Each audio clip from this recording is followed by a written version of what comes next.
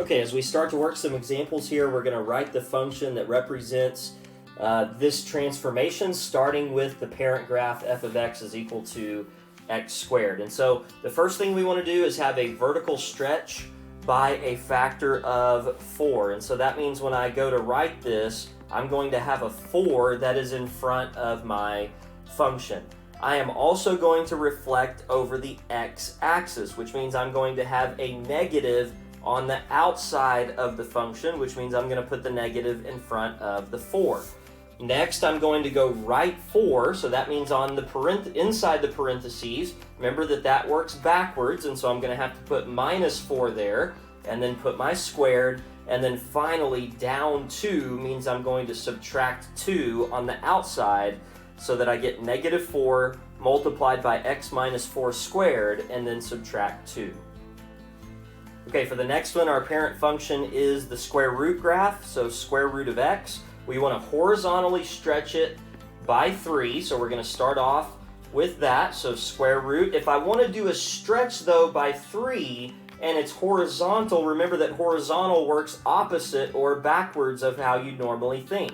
So the fact that it's a horizontal stretch by 3 really means that I'm going to put a 1/3 in here in the parentheses. And notice I left a little bit of space because the next thing I'm going to do is reflect over the y-axis. And so that means I'm going to have a negative inside the function, but I'm going to put it in front of that 1/3.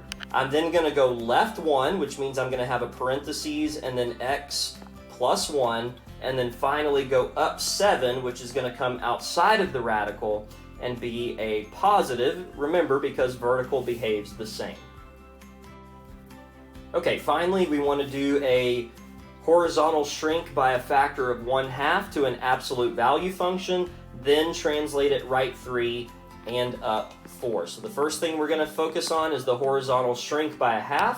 Since it's horizontal, it's going to go on the inside of the function. Because it's a shrink by 1/2, I know that really means I'm going to have a 2 there, because horizontal behaves opposite of how you normally think.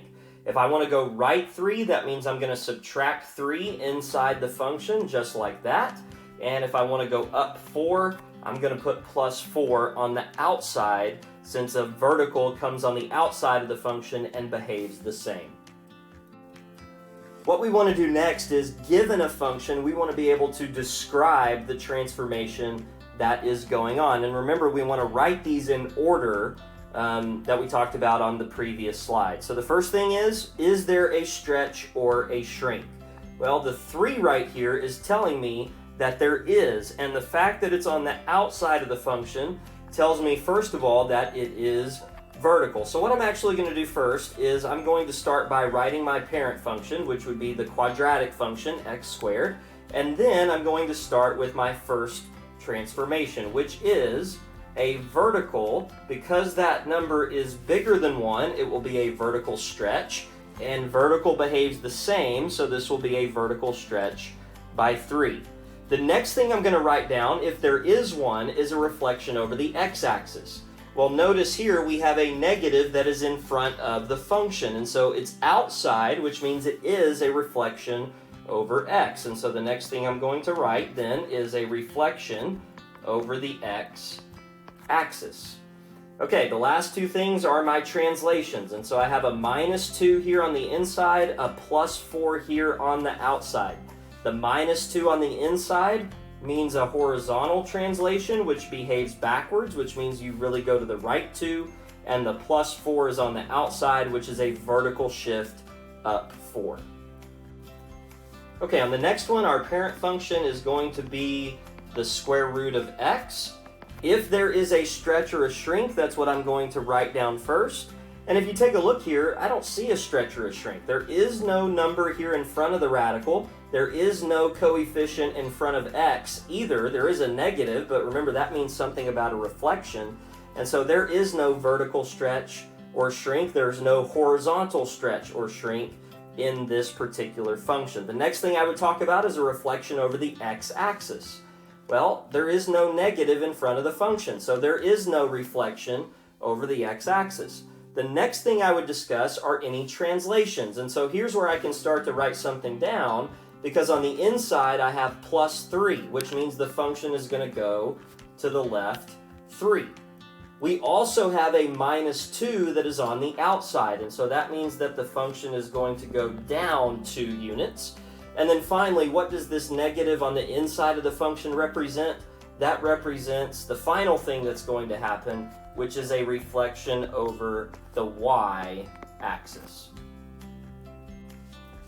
Okay, last but not least, we have a cube root function, so I'm going to start just by writing down what my parent function is, the cube root of x.